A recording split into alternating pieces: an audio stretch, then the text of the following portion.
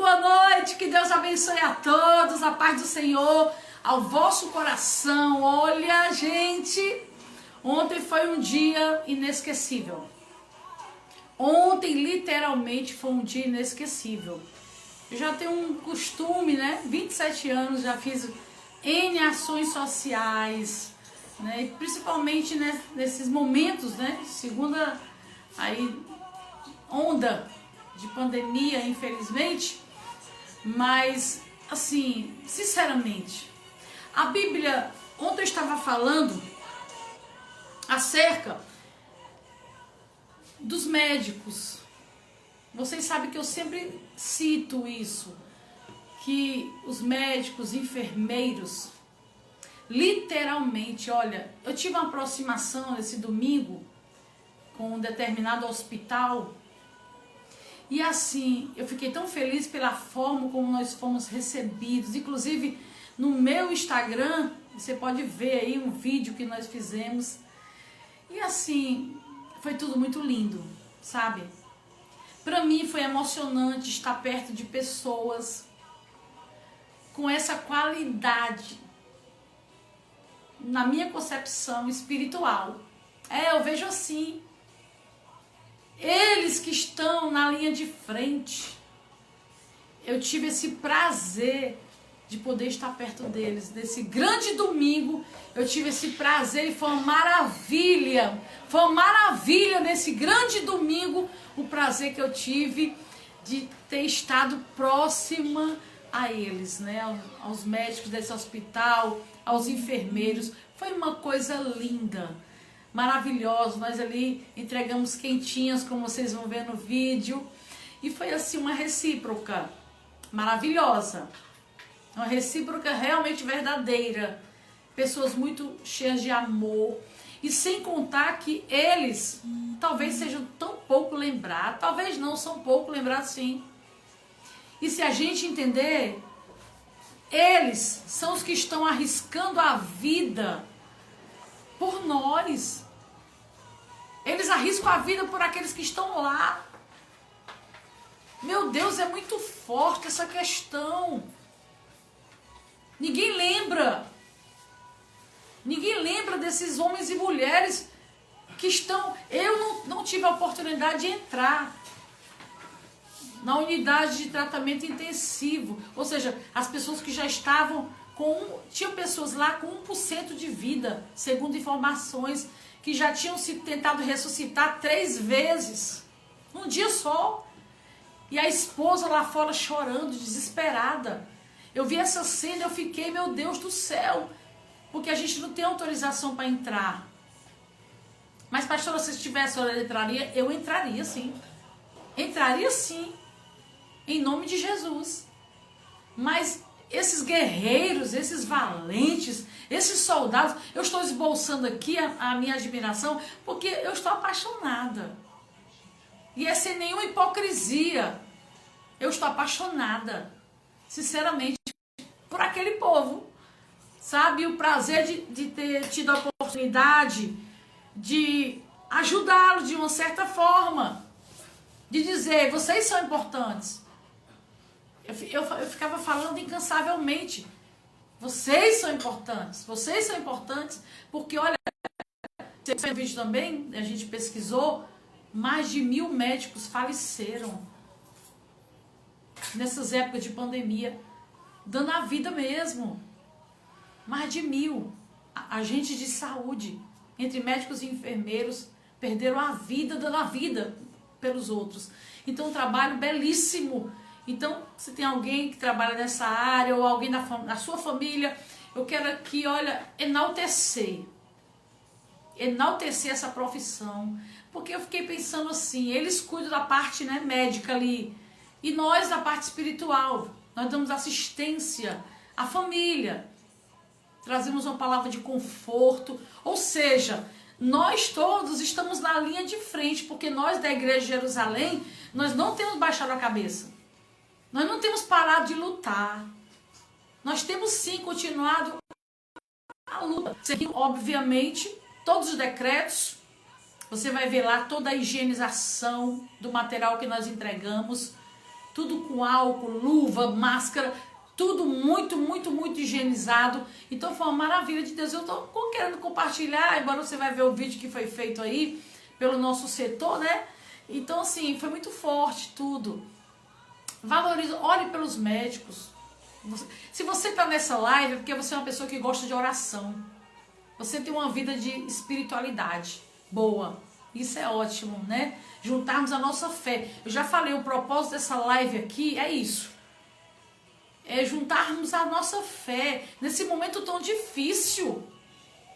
Nesse momento tão complicado que nós estamos vivenciando, né? Mas vai passar. Nós cremos que nós vamos passar. Ah, pastora, mas muitos perderam a vida, eu sei. Mas Jesus também não nos deu a veracidade de cura. Tem doenças, infelizmente, que são para a morte.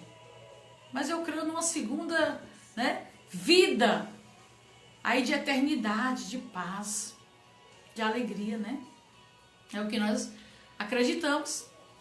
É isso que nós cremos. Agora, Deus nos garantiu a vida eterna, né? A vida eterna.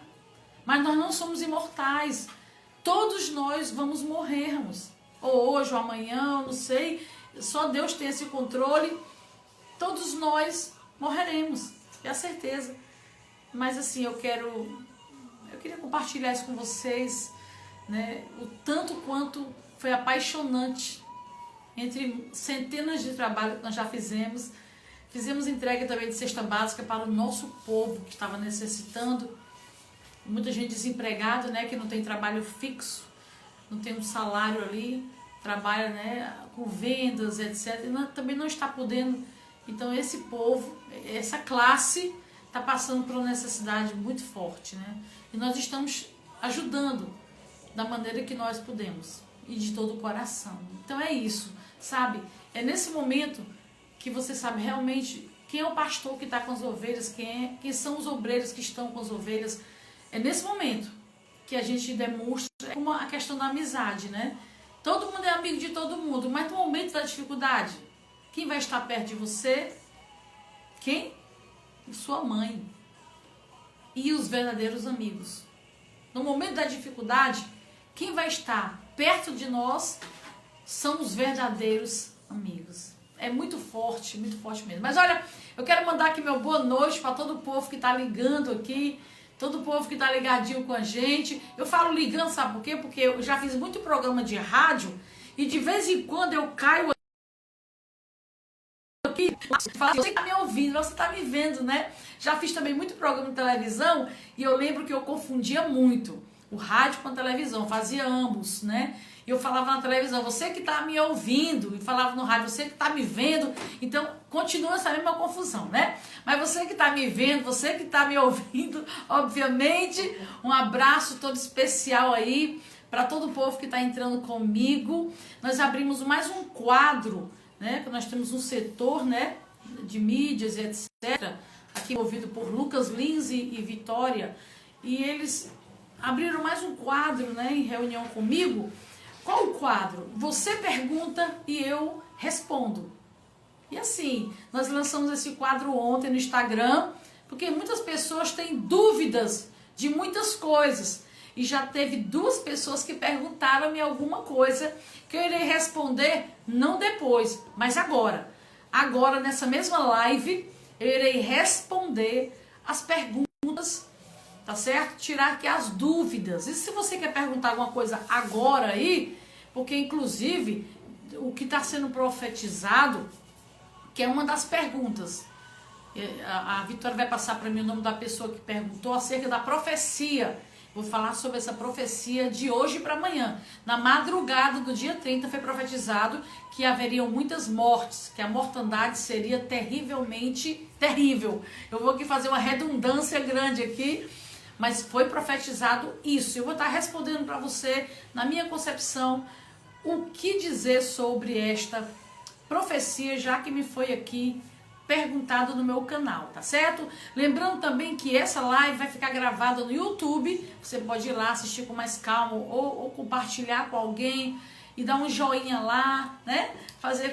Quando eu falo isso, assim, aqui pra nós, né? Eu fico assim meio envergonhado, vou falar por quê? Porque parece aqueles youtubers profissionais, né? Que tem 50 milhões de curtidas, sou conhecido no mundo todo, né? Aí quando eu digo assim, dá um joinha, eu lembro deles, assim, toda vida eu comento isso, porque, meu Deus, eu não tô aqui pra isso, tá, pessoal? Não tô aqui pra formar milhões de seguidores. Não, eu tenho 1000 seguidores e um bocadinho que cresceu agora, depois dessas lives no Instagram, né? Pra glória de Deus. Mas eu não tô aqui pra isso, não quero propagar minha imagem, meu nome, né? Não. Eu quero Jesus. Por isso que eu digo, eu quero que esteja nessa live, você que gosta de orar, você que gosta de ter uma vida com Deus, você que gosta de Bíblia, você que gosta de ver a coisa certa, a coisa andando como é pra ser. Esse tipo de pessoa é que eu quero fazendo parte aqui da minha seleção de ouvintes, né? E participantes, né? Desse programa, tá bom, pessoal? Que Deus abençoe a sua casa, a sua vida, que essa live possa abençoar a sua casa. Hoje seria o culto, né, da família, no templo, tá? O culto presencial. Mas eu não tenho parado. Vocês sabem, tá bom? Deu uma tremidinha aqui no celular, mas vocês sabem que... Preste bem atenção. Segunda, eu tenho feito live pela família. Terça pela cura, quarto Espírito Santo. É como se eu estivesse aqui ministrando um culto. Só que, obviamente, online, né? Com você aí, eu aqui, mas juntos, na mesma fé e com a mesma perspectiva de vitória. Vai dar tudo certo. Vai dar tudo certo em nome da pessoa do Senhor Jesus Cristo. E lembrando também que essa semana, ela é mais do que especial. Por quê? Porque domingo agora vai ser o dia da consagração dos dizimistas da casa do Senhor e o dia que nós iremos entregar a Santa Ceia. A Santa Ceia do Senhor, com todo o material ali não reciclável e assim, com muita higiene. Só que eu quero pedir, por favor, que para não haver aglomeração, nós disponibilizamos 2 horários, tá bom? De entrega da ceia. De 9 da manhã até o meio-dia. Se você preferir vir pela manhã, você pode vir, que nós estaremos aqui a postos, tá? 9 até meio-dia ou das 14 até as 18. Se preferir, então. No período da tarde, de 14 até as 18 horas, você pode vir para participar da Santa Ceia do Senhor. Quarta-feira, eu já vou apresentar aqui a vocês a Santa Ceia, porque eu costumo colocar a Santa Ceia no altar na quarta-feira, e ela fica consagrando até o domingo, que é o dia que nós celebramos, né, o maior culto de todo o mês. Na minha opinião, o maior culto de todo o mês é o da Santa Ceia. Não tem comparação com nenhum outro, porque realmente eu creio, é pela fé, que ali realmente é servido o corpo e o sangue do nosso Senhor e Salvador Jesus Cristo. E muitas são as pessoas ainda que não participam desta celebração. Porque para participar dessa celebração existe previamente o batismo nas águas, que é o batismo do arrependimento. A gente reconhece que é pecador, nos batizamos nas águas, nossos pecados até aquele dia são perdoados. Maravilha, né? Uma nova chance de vida. Ou seja, tudo se fez novo. Uma nova oportunidade de ter uma vida de santidade. Ah, pastor, mas eu caí. Levanta. O cair é do homem, o levantar é de Deus. Não desiste. Por favor, não desista. Pastor, eu tenho andado afastado. Venha nesse domingo. Venha conversar comigo. Venha. Venha conversar comigo. Nós vamos te atender com muito carinho. E eu te provo na Bíblia como tem esperança para ti. Tem esperança para uma renovação de aliança. Tem esperança sim, em nome de Jesus. Tá certo? Então, eu peço, depois de tudo que eu compartilhei aqui, essa experiência do domingo, eu peço a vocês, meus queridos, ore pelos médicos, ore pelos enfermeiros, ore por esse povo. Ore por aqueles que estão nas UTIs. Gente, é muito terrível. Eu vi de perto a questão da família, né? Meu Deus. é muito difícil, muito difícil. Então nós temos que orarmos mesmo por essas pessoas, orarmos uns pelos outros, né? E vamos orar aí para que Deus dê livramento, em nome de Jesus, a esse povo da linha de frente, tá certo? Deixa eu mandar aqui um abraço, deixa eu ver aqui a pergunta. Alguns profetas, quem fez essa pergunta, alguns profetas estão falando do dia 30 de março, na madrugada, né? Eu, sinceramente, eu fico assim, eu não gosto muito de ficar, sabe, procurando profecias. Tem pessoas que, eu vou explicar. Por exemplo, já aconteceu isso várias vezes comigo, em cultos. Eu ministrei o culto todo, assim, eu me aplico, quem assiste culto comigo sabe, eu me aplico muito à palavra, eu prego quase que 50 minutos, eu gosto. Porque a palavra que liberta, a palavra que salva, e a fé vem pelo ouvido da palavra. Então a palavra não pode ser desprezada em um culto. Você vê cura se vier para o culto, você vê avivamento, você vai ver tudo isso acontecendo nas reuniões que eu ministro. Mas a palavra é essencial, tanto quanto a igreja. Então, assim, eu particularmente, no meu modo de pensar, eu não gosto muito disso. Vou explicar. Eu termino um culto abençoado, maravilhoso, palavra recheada do poder de Deus. Quando termina o culto, a pessoa vem até o altar e fala, pega na minha mão, e fica segurando a minha mão, e eu sem entender. Aí a pessoa fala assim, não, pastora, Deus não tem nada para falar para mim. Eu falei, como? Assim, eu pensei que Deus fosse lhe usar para falar comigo. Eu falei, querida, Deus, o culto todinho não falou com a senhora nem um minuto. Nem na busca, nem na palavra, em nenhum minuto Deus falou. Anota o nome do povo, Vitória, que tá entrando aí com a gente, para eu quero falar aqui, pelo menos as 13 primeiras pessoas, como eu gosto de falar sempre, tá? Hoje não tem promessa, porque entrou mais esse quadro e fica muita coisa para uma hora, somente de live, tá? E também eu tenho que esclarecer, porque é o que eu considero, ok? Tô dando a minha opinião. Então, assim, tem pessoas muito ligadas à profecia. Existe, sim. Deus me usa. Deus me usa em profecias. Agora, deixa eu falar uma coisa. Eu sou contra você andar em busca de profecia. Tem pessoas que elas criam tipo um vício. Ela quer ouvir alguém falando em línguas e mudando a voz e falando com elas. E muitas das vezes, não todas, mas muitas das vezes isso é meninice. Se torna uma meninice diante das pessoas. E deixa eu falar uma coisa para você. Tem pessoas, muitas pessoas. Eu vou aproveitar essa pessoa que perguntou no Instagram, né? Pastora, é verdade? Eu não sei. Se eu disser para você que é verdade, eu estarei confirmando algo que Deus não falou a mim. E se eu disser que não é verdade, possa ser que eu esteja cometendo uma blasfêmia contra o Espírito Santo. Sabe o que é que eu lembro dessa pergunta aí? Inclusive feito pelo Lucas. O que eu lembro nessa pergunta é quando Jesus, chegaram para eles e perguntaram assim, Jesus, pegamos essa mulher em adultério. E na lei de Moisés diz que ela tem que morrer. Ela tem que morrer. O que fazer? E ficaram esperando a resposta do Senhor Jesus. É interessante, né? E o Senhor Jesus, olha, se ele dissesse assim, não matem a mulher. Aí eles iam dizer, você é contra a lei de Moisés?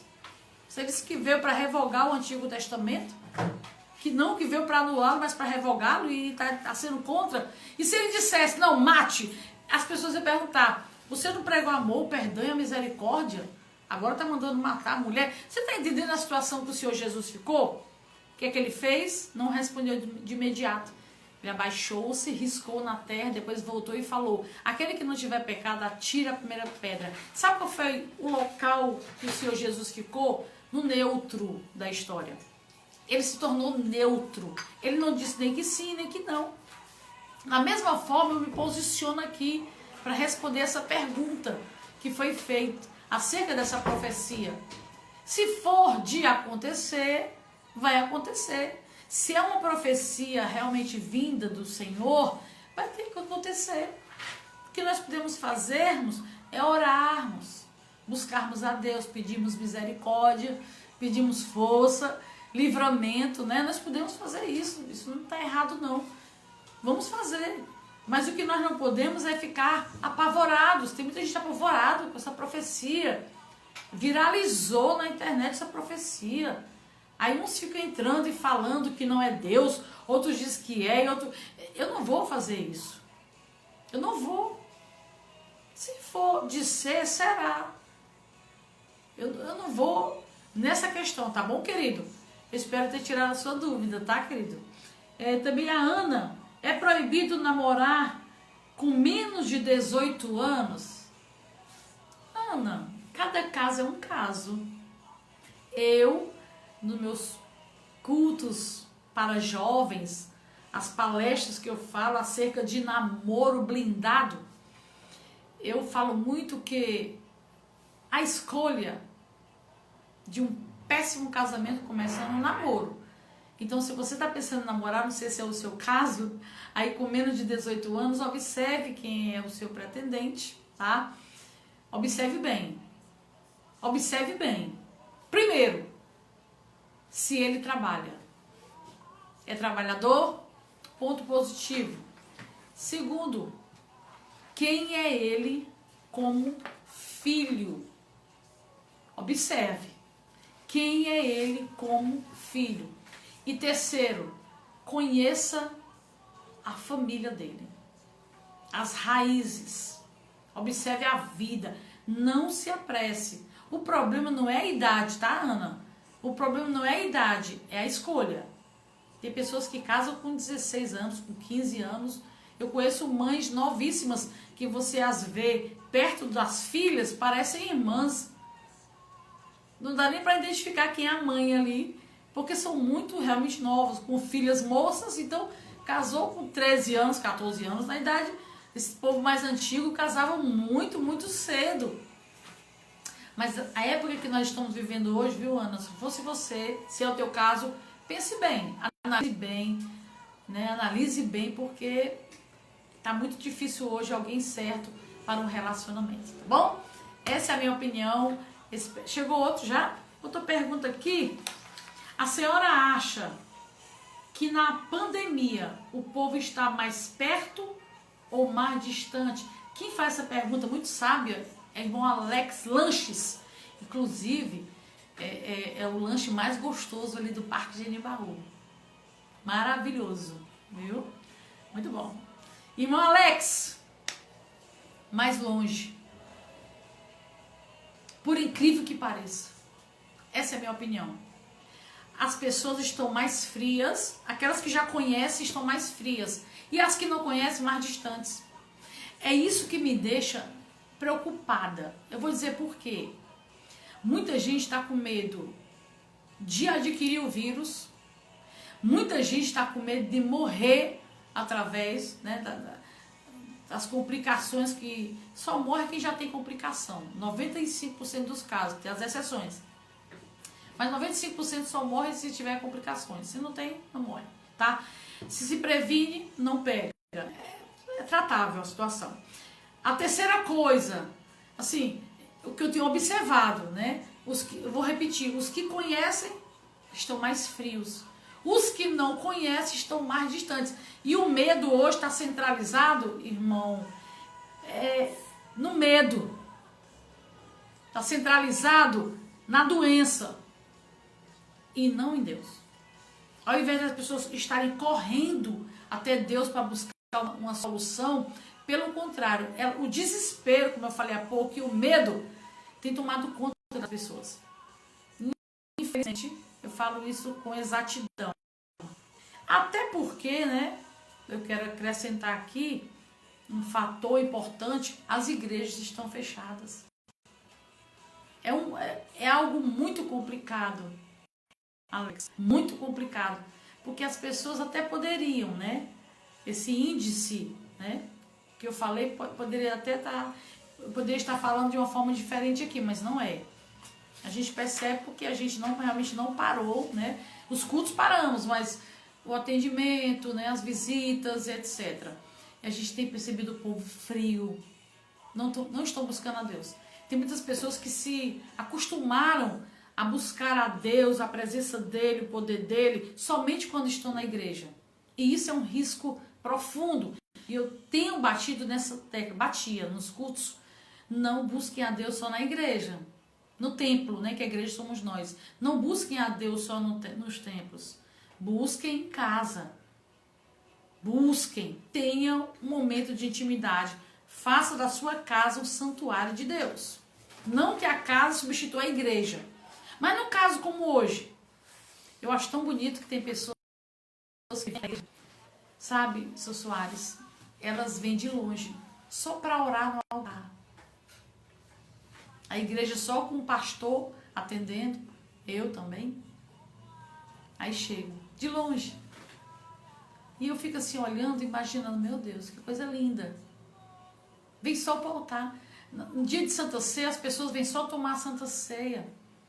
Falam com Deus. E a gente sente na oração de algumas pessoas essa saudade, sabe? Da igreja, do templo, essa saudade dos cultos. A gente sente isso. Então, na minha opinião, não tem se chegado mais. E é aquela situação. No momento da dor, todo mundo chora, ora, reza, clama. É o desespero, né? Isso é normal. Isso é um fator normal. Mas, na minha concepção, não está sendo o que deveria ser numa situação tão complicada. Tá bom, irmão Alex? Só temos essas 3 perguntas? Já chegou outra? Coisa boa.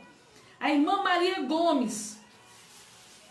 Se não for casada, eita, irmã Maria Gomes, a senhora agora levantou uma polêmica grande aqui, viu? Eita, pergunta abençoada. Se não for casada, é proibido tomar a Santa Ceia? E aí? É proibido tomar a Santa Ceia? A pessoa...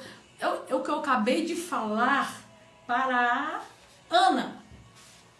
Cada caso é um caso. Por exemplo, já aconteceu comigo, nesses 26 anos, eu levo as coisas de Deus muito a sério. Eu acho que eu sou muito fanática, no sentido do zelo, do cuidado. Quem me conhece sabe, eu acho que eu sou meio que fanática. Mas só com zelo. Não, é zelo. Tem muito zelo. E assim, eu cheguei a conhecer um casal, eles viviam há 25 anos, viu, irmã Socorro? Não, 55 anos, desculpa. Os 2 de idade, 55 anos viviam juntos. Por quê? Porque ela, se ela casasse, ela perderia a pensão que ela recebia do marido. E eles viviam daquela pensão. Ela vivia, no caso, antes de casar, né? E depois ambos passaram vivendo desse benefício.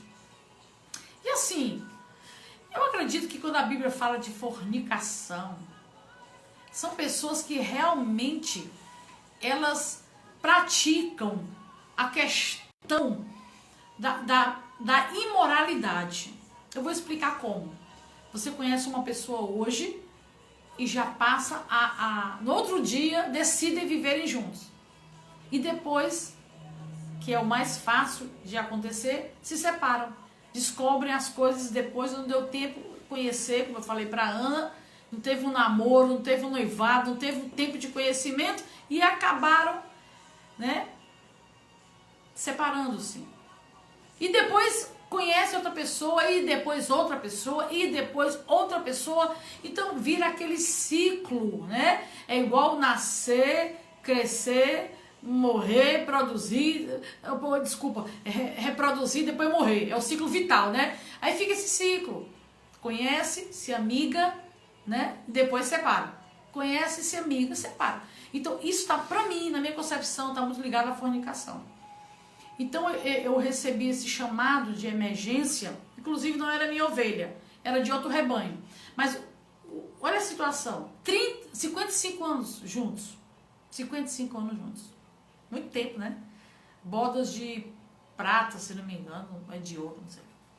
Enfim, ele prostrado numa numa cama, prostrado, tá? Olha a situação. Ele tinha aceitado a Jesus, mas não deu tempo ele batizar-se. Adoeceu e passou um bom tempo doente, até ficar entre a vida e a morte. Ele, solteiro, escuta bem a situação, é por isso que eu digo, cada caso representa um caso. Ele solteiro e ela viúva. Quando eles começaram essa amizade, depois, por motivo de força maior, acabaram tendo um motivo que eles tiveram, eles contaram toda a história, tiveram que unir aí seus pertences, né, numa casa, e nesse interim eles não casaram. Agora, até que podemos considerar uma fornicação? A Bíblia diz que a salvação é individual. O meu marido, eu tenho lutado por ele, por exemplo, né? Meu marido é pastor, né? Estou falando um caso assim. Você tem um marido que está lutando por ele, já fez campanha, já jejuou, já orou. Aí você é uma mulher devota, uma mulher dedicada, uma mulher de Deus. O que é que pode impedir você de tomar a Santa Ceia? O que é que pode impedir você? Tem certas coisas, eu sou sincera, eu sou uma pastora meio chata em alguns pontos. Sabe uma coisa? É tipo, uma coisa que eu sou contra. Assim, na minha opinião, eu vou disciplinar aqui o obreiro. Obreiro, você não vai tomar a Santa Ceia. Quem sou eu para fazer isso? Onde é que você encontrou isso na Bíblia? Que eu posso impedir alguém de tomar a Santa Ceia. Onde é que está escrito? Agora é interessante que o dízimo tem que devolver, viu? A Santa Ceia você não vai tomar. Então não devolva o dízimo também não. Não é assim? Correto? Tá correto então? Meu Deus do céu. Tudo bem, o obreiro, né, errou. Você deixá-lo ali em observação para ele pensar, refletir, se humilhar diante de Deus, para Deus renovar a unção. Eu concordo.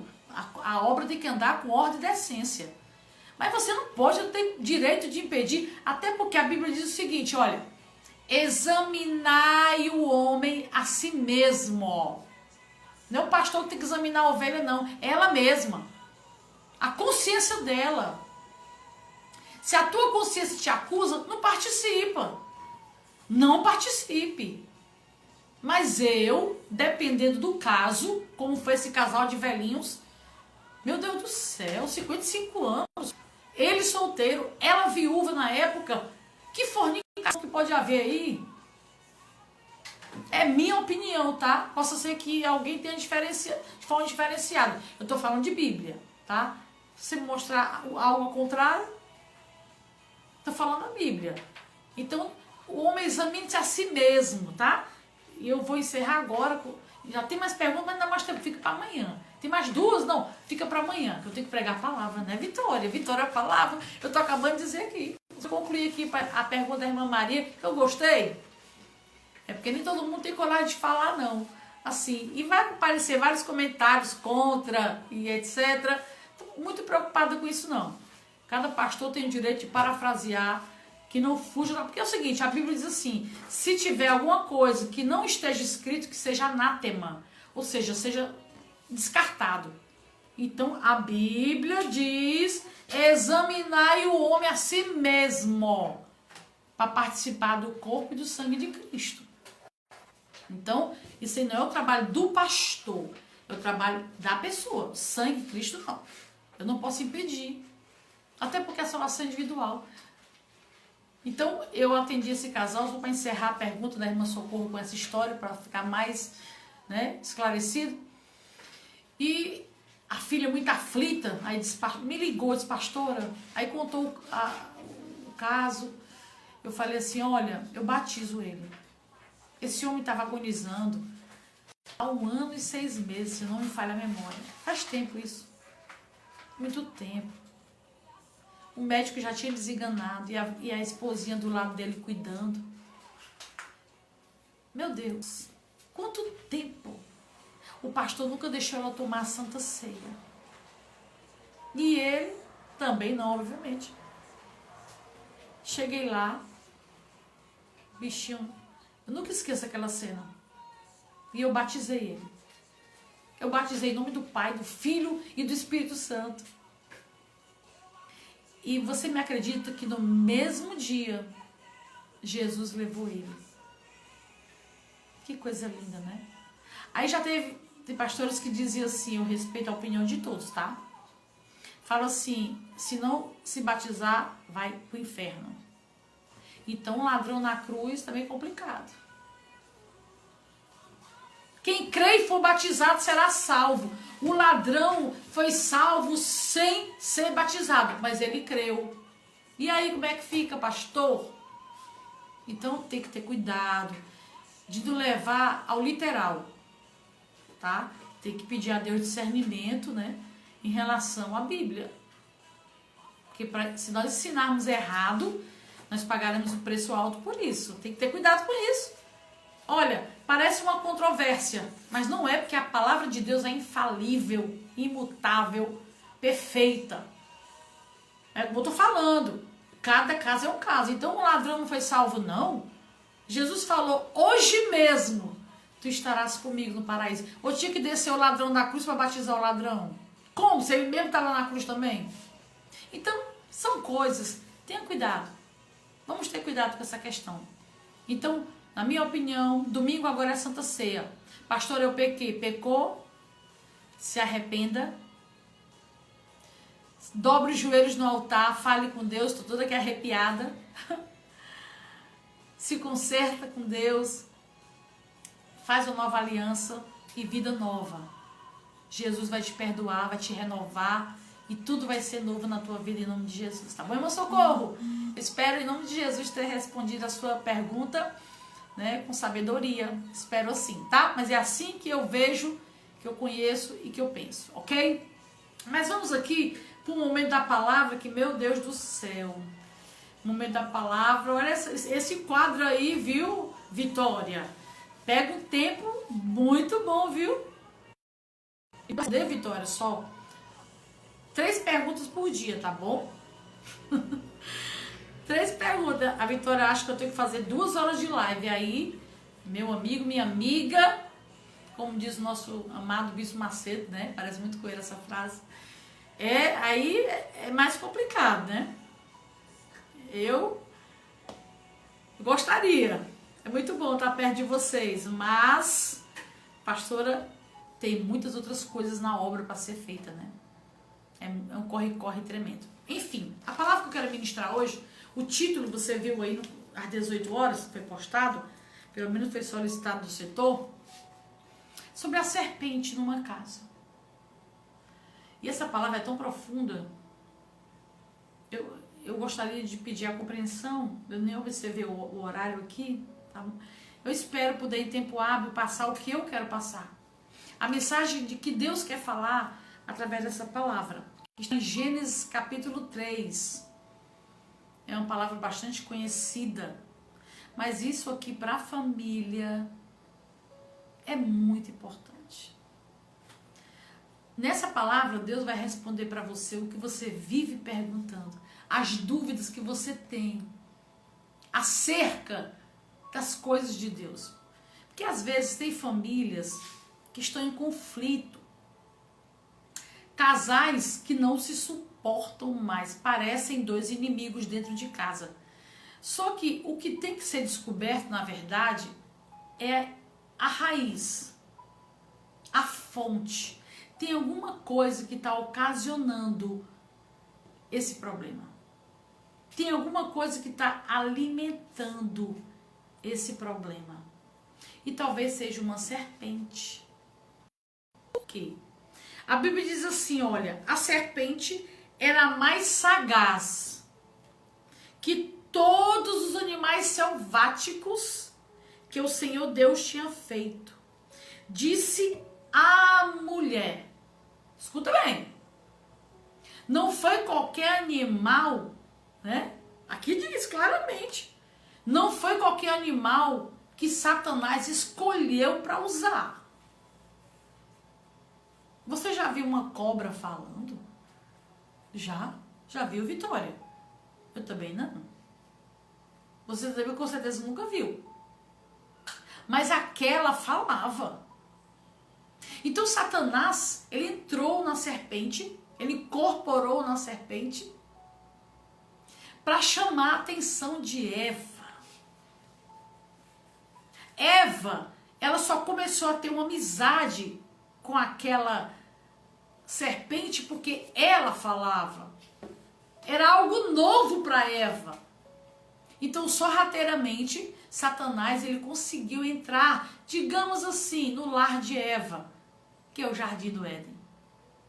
Ele conseguiu, através da serpente, chegar até Eva. Às vezes nós temos pessoas próximas a nós que aparentemente são maravilhosas. Pessoas que andam na nossa casa, que você imagina que elas são verdadeiramente suas amigas, ou seus amigos, eu não sei. Mas talvez por trás dessas pessoas sejam as mesmas que estejam sendo usadas para criar conflitos dentro da sua casa. Você pode observar, quando essa pessoa chega, começa o problema. E nós temos mantido, às vezes, os olhos vendados para isso. Nós não temos percebido isso. O perigo de não selecionarmos as pessoas que entram na nossa casa. O cuidado que nós temos que ter. Entrou. Simplesmente ela entrou na casa de Eva e teceu elogios a Eva. E começou a instigar ao coração de Eva o desejo de ser poderosa, de ser grande. E ela começou, olha a forma como Satanás trabalha. Olha como é que ele chegou. É assim que Deus disse, não comereis de toda a árvore do jardim. Você acha que, olha, por favor, você acha que quando Deus, estava falando para Adão e Eva, criando ali o homem, depois criou a Eva e tal, você acha que Satanás não estava vendo, não? Você acha que Satanás não sabia da ordem que Deus deu a Adão, de que não comesse daquela fruta? Você acha que Satanás não sabia disso? Claro que sim. Satanás, ele não pode ser onisciente, onipotente e onipresente como nosso Deus é. Mas Satanás, ele está, são muitos demônios, estão em todos os lugares. Não é só um demônio. Uma terça parte do céu de anjos viraram demônios. Não são poucos, não. Às vezes a gente esquece contra quem a gente está lutando. Olha, ele com uma pergunta bem aberta. Eva, é verdade que não pode comer nada aqui? Aliás, tá entendendo? Aí Eva abre o coração inocentemente e diz assim, o Senhor disse que a gente pode comer de tudo, sabe? E começou a compartilhar das intimidades que Deus tinha com aquele casal. Até aí estava tudo em paz. Estava tudo bem. Quantas casas, quantos relacionamentos estão tudo bem. E de repente, pastora, começou um vendaval. Por quê? Será que não foi uma terceira pessoa que entrou na vida de vocês? Uma terceira pessoa? Um amigo? Uma amiga? Alguém da família? Que talvez inveje a vida que você tem, a casa que você tem, a mãe que você tem, o pai que você tem, a vida que você tem. Mas você não consegue imaginar isso. Eva não imaginou o que pudesse acontecer. Eva não imaginou naquele momento. E de repente a serpente olha para Eva e diz assim para ela, Eva, por que vocês não podem comer? Não, porque ele disse que se nós comermos, nós vamos morrer. Olha o que é que a serpente diz. Isso não é verdade. Isso não existe. Se vocês comerem, ele não quer que vocês comam, porque se vocês comerem, vocês vão ser como deuses. Agora, você está entendendo a gravidade da situação? Satanás, eu vou falar serpente porque é ela que estava ali aparentemente para Eva. A serpente, ela falou para Eva que Deus era mentiroso. Você concorda comigo? Se ela diz, não, isso não é verdade, está chamando Deus de mentiroso. E Eva aceitou. Por quê? Porque Eva já estava com o coração quebrantado. Para você ver, por que Satanás não procurou Adão? Falando com ele, com a serpente. Por quê? Por que ele procurou a Eva? É o que eu digo. A mulher, a responsabilidade sobre a mulher é muito grande sobre uma casa. Se ela tiver sabedoria, ela vai edificar a casa, realmente. Ele foi até quem? Até Eva. De repente, a serpente disse, Eva, olha para o fruto. Eva tinha tanto medo daquela árvore que Deus havia proibido que ela nem olhava para aquela árvore. Mas nesse dia ela olhou. Então Satanás vai querer que você conheça coisas que antes você não conhecia. Você não sentia desejo de conhecer. E Satanás vai querer que você se aprofunde nelas. Um grande exemplo disso é a internet. A internet é uma bênção. Olha nós aqui. A internet é uma porta muito boa. Mas, se não soubermos usar... Olha, eu já atendi... Eu não sei nem se centenas ou milhares, sei lá, em 26 anos, tempo, né? De casais.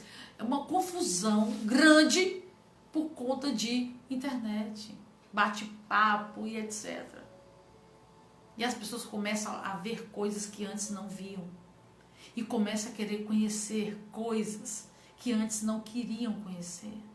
E nem sabiam que existiam. E vão se aprofundando, e quando se percebe, já está no lamaçal. Foi isso que aconteceu com Eva. Eva estava iludida. Quando ela olhou, porque uma coisa você olha e depois você deseja.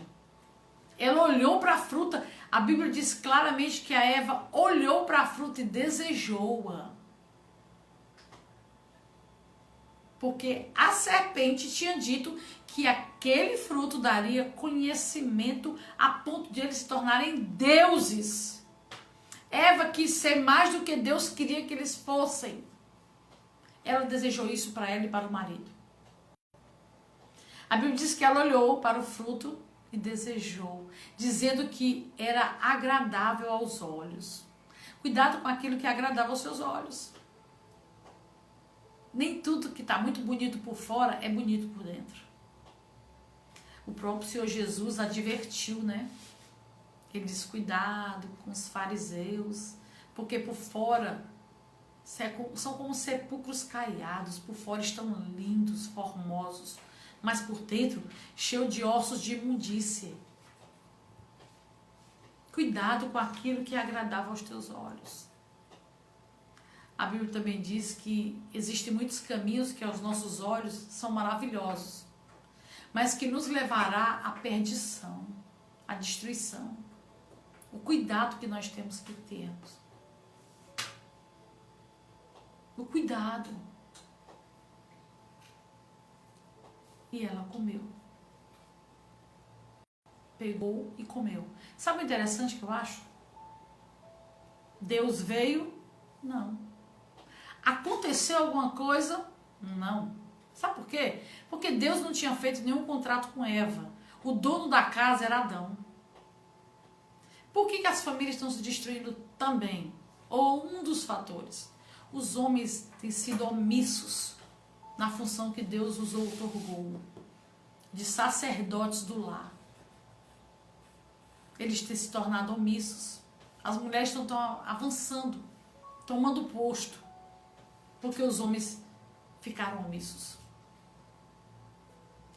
Eva, com certeza, a Bíblia não diz, mas com certeza a serpente falou para Eva, Dá para o teu marido também, só que é para ti o que é bom. Ela instigou para lhe dar para o marido. Satanás sabe exatamente o caminho que ele tem que trilhar para chegar até você. O foco ali não era Eva. O foco de Satanás era Adão. Mas ele sabia que Eva era a menina dos olhos de Adão. É isso que eu estou querendo dizer, resumidamente falando. Que Satanás vai usar pessoas que a gente não imagina. Pessoas que você confia mesmo.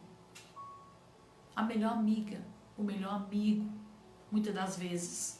Não estou aqui generalizando, tá? Não. Só peça a Deus. Nas minhas orações, todos os dias, eu peço assim a Deus, Deus, me dá olhos espirituais, para que eu possa ver luz onde é luz e trevas onde são trevas. Porque só assim nós não seremos enganados. Deus revelará aquilo que está em oculto e escondido. E ela foi até o marido. A Bíblia não conta detalhes, mas assim, me traz assim aquela pergunta que não quer calar. Será que Adão, ele só fez receber a fruta e Eva contou para ele e ele comeu? Foi só assim? Claro que não. Eva persuadiu Adão com o jeito que toda mulher tem. Com certeza. Para Eva convencer Adão, ela teve que usar de suas armas. A mulher, eu sempre digo, a mulher, ela é um ser perigoso. Para o bem ou para o mal. Ela pode arrastar o marido para o abismo ou pode levantá-lo e ajudá-lo a cumprir a missão para o reino dos céus. Eva foi uma mulher insensata. Não vigiou, levou a maldição para dentro de casa. O Adão comeu da fruta. Interessante. Assim quando Adão comeu, aí começou. Perceberam que estavam nus, se esconderam, e Deus veio e disse: Adão, por que tu fizeste isso, Adão? Aí veio um mar de acusações. Aí lá veio um mar de acusações. Foi a mulher. Aí tem pessoas que pensam o seguinte, que Adão acusou a Eva. Não, ele acusou a Deus. Ele disse, foi a mulher que tu me destes, que me fez comer da fruta. Ele acusou quem? A mulher que tu me deste. Ou seja, eu nem pedi mulher, mas tu me deste, aí o resultado. Aí a Eva, por si própria, acusou quem? A serpente. Só que a serpente não estava mais falando. Satanás já havia se retirado da serpente. A serpente não acusou ninguém, né? Então, é momento de vigiarmos. Eu prego para mim e para você. Vigiarmos, pedimos a Deus. É por isso que eu digo, em lutas e chegar até o fim, se não combater o bom combate, com sabedoria, com vida com Deus, com oração, com Bíblia, com jejum.